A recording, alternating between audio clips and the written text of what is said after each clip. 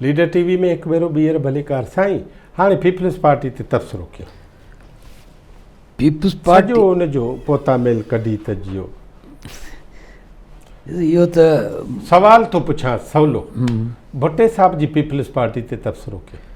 ॾिसो, भुट्टे साहब जी peoples party all together मुख़्तलिफ़ हुई।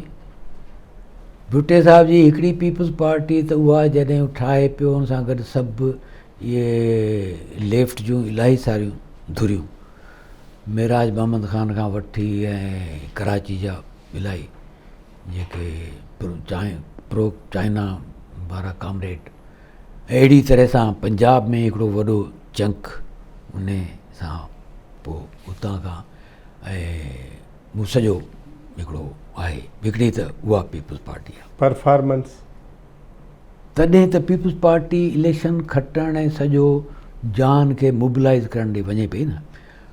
ॿी पीपल्स पार्टी जॾहिं पावर में अचे थी त शुरू जा पीरियड जेको मूं ॿुधाए पियो न, 72 जो भुट्टो ऐं इलेक्शन जेको इक़्तदार में अचे थो जी या वञे थो, इनखे पावर ॾिए थो, उहो भुट्टो ऐं आइन ठहण खां पोइ वारो भुट्टो उहो बिल्कुलु मुख़्तलिफ़ आहे। 73 खां पोइ जेको आहे न, उन जी जेको सॼो जेको तव्हां ॾिसंदो सोशल सेक्टर वारो ऐं हुनजो नेशनलाइज़ेशन वारो प्रोसेस उहो स्लो डाउन थियो। अच्छा, पोइ हिन जेका ऐं भुट्टो जी जेको बि पॉलिसियूं वग़ैरह रही, उहो तव्हांखे वरी बि हू जेको थींदो आहे न त पाकिस्तानियत वारी, उहा हिकिड़ो पाकिस्तानियत ऐं पाकिस्तानियत जी हुबल वतनी उहा, ऐं सो मच सो के राइट ॾे वञे पियो। ऐं ही समवेयर इहो ई आहे जॾहिं नैब सां जहिड़ो थिए पियो त हू वञे पियो हुन सां मोदी जी सां मिलियो भुट्टो साहब, त उहो हिकिड़ो आहे। ऐं ॿियो जेको हिन में बलूचिस्तान में जेको ऑपरेशन हिन कयो उन जा, उहो त हिकिड़ो बिल्कुलु ई अलॻि हिकिड़ो बहस थी वेंदो, त उन ते पाण कोन था अचूं त हू हुयो।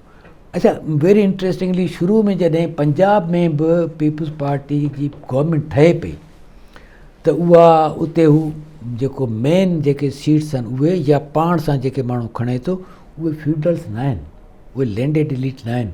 हनीफ रामे आहे, मुबशर हसन आहे, हू जेको चाचो बाबा सोशलिज़म शेख रशीद आहे, जे रहीम आहे, मतिलबु ॿी हिकिड़ो उहो। पर 73 वारे पीरियड खां पोइ उन में इंडक्शन थिए पई, उन में इहो जेको नवाब कहिड़ो इहो मेरापुर बावलपुर वारा EN ॿी जेका लैंडेड एलीट आहे उहा सॼी हुन में इंडक्ट थिए पई। अच्छा, पार्टी में बि उन जेको रखियो उहो रखियो अहिड़े तरीक़े सां त भई हे कारकुन बि आहिनि ऐं ही बि आहिनि ऐं प्लस इहो त आउं बि आहियां, ऐं सभ खां वॾी ॻाल्हि त आउं आहियां।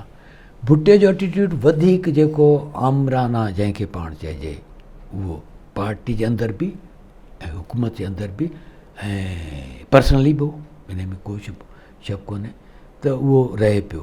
मतिलबु हू वॾेरनि खे कारकुननि खां डिॼारींदो, उन्हनि चवंदो तव्हांजी इम्पोर्टेंस आहे, भई डिवीज़न सतह ते अची कन्वेंशन कंदो। हैदराबाद में हिते खुली कचहरी न पार्टी कन्वेंशन हिते हैदराबाद डिवीज़न में कन्वेंशन कयो, सर्किट हाउस में शामियाना लॻाए ॿिया टिया आयो, हर ज़िले जो वेठो आहे, पोइ सभिनी सां मिले पियो ऐं वॾेरनि खे बि घटि वधि ॻाल्हाए पियो।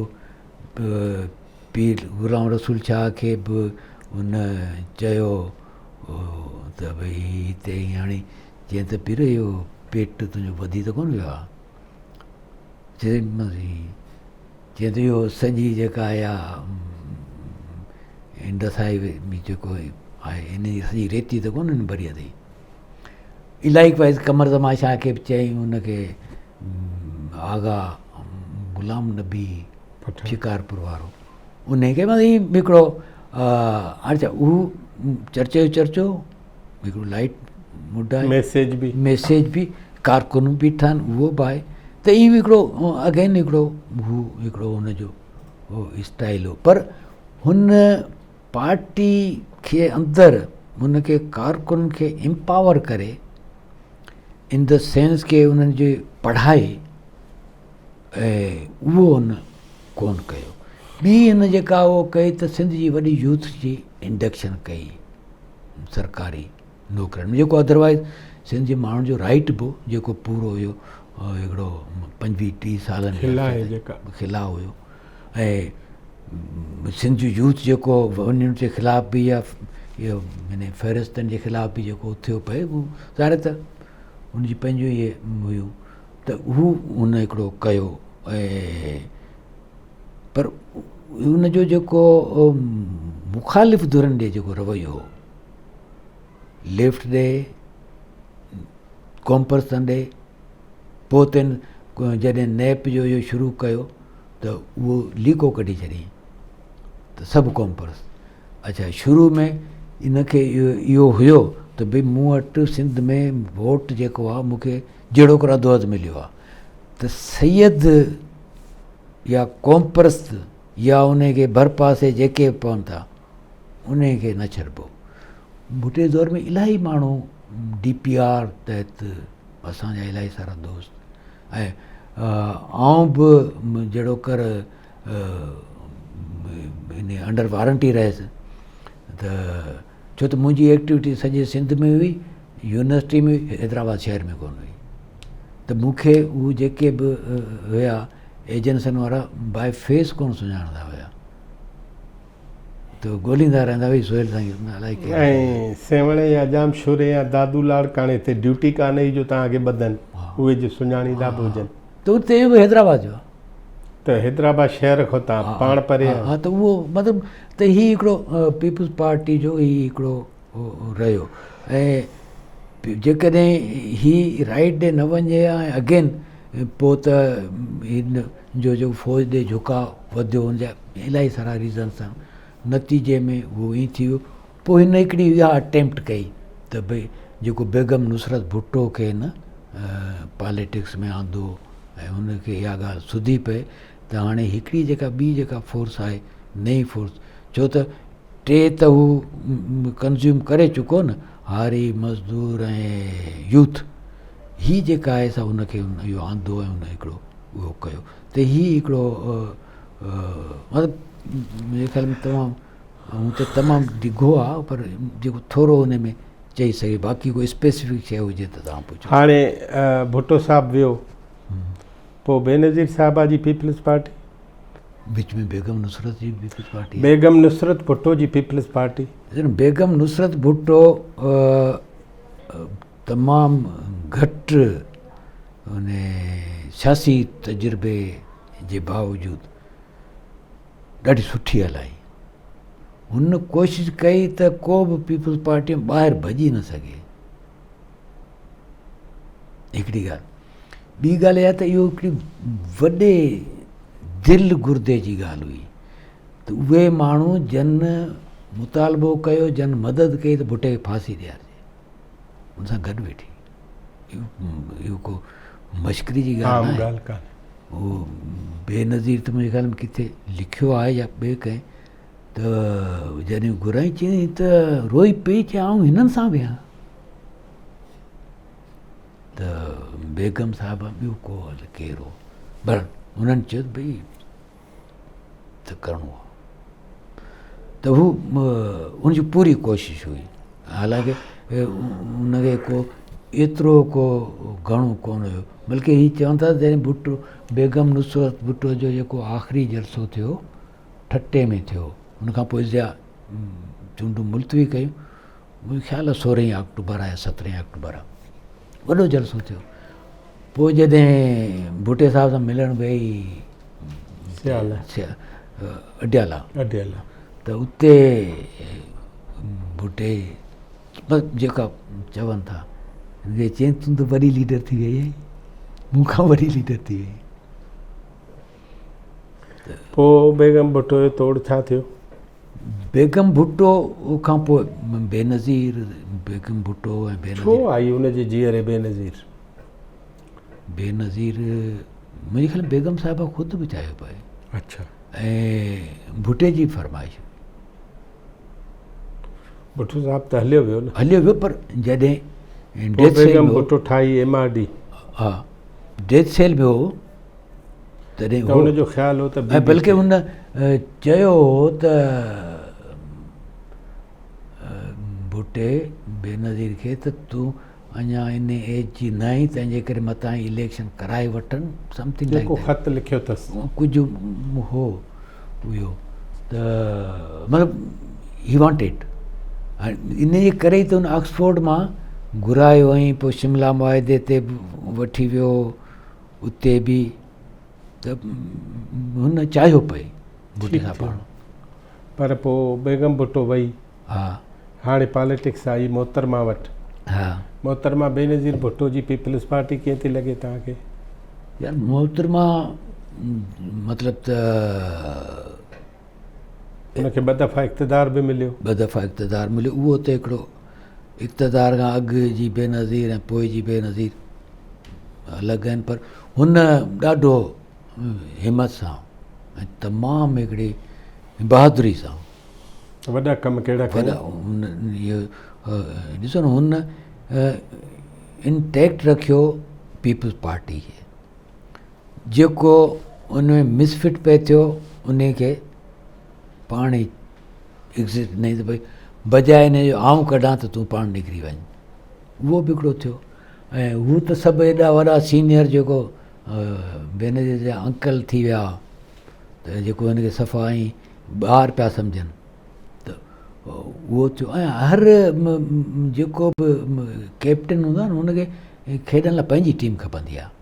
भुट्टे खे डिफरेंट टीम खपी थिए, बेनज़ीर खे डिफरेंट टीम खपी थिए, बेगम साहिबा खे डिफरेंट टीम खपी थिए, उनखां पोइ ज़रदारी साहिबु आयो त हिनखे डिफरेंट टीम खपी थिए।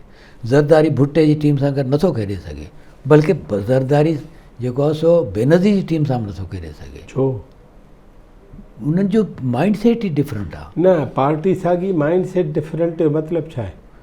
ॾिसो न, हू तव्हांजी उन पिच ते आहिनि ई कोन, हू साईं- तव्हांखे पंहिंजे पाण, ॾिसो न, हू त पंहिंजे पाण ई चवंदो असीं सीनियर आहियूं, ही त हाणे हू जुमो 8 ॾींहं वग़ैरह वग़ैरह। हिकिड़ा सीनियर मोहतरमा कढी छॾिया, हम्म, अंकल्स जेके हुआ। हा हा ठीकु, ठीकु आहे, मां त चवां मोहतरमा इक़्तिदार वरितो, ठीकु, ठीकु न कई, मतिलबु उहो न अलॻि कई। बहस आहे, अलॻि बहस आहे। हा हा त उहो जन मूंखे शर्तनि ते ॿुधायो। वरितई उहो ग़लति कई। सर उहो ॿुधायो न त बेनज़ीर छा हुई? ॾिसो न, मोहतरमा जन शर्तनि ते इक़्तिदार वरितो, उहे शर्त हुया त भई ज़िया जा कयल कम सभु सही, ग़ुलाम इसा ख़ान सदर, साहिबज़ादा याकूब परॾेही वज़ीर। परॾेही वज़ीर, ही त उहे हुयूं जेके तोखे मूंखे जग जान खे ख़बर पई।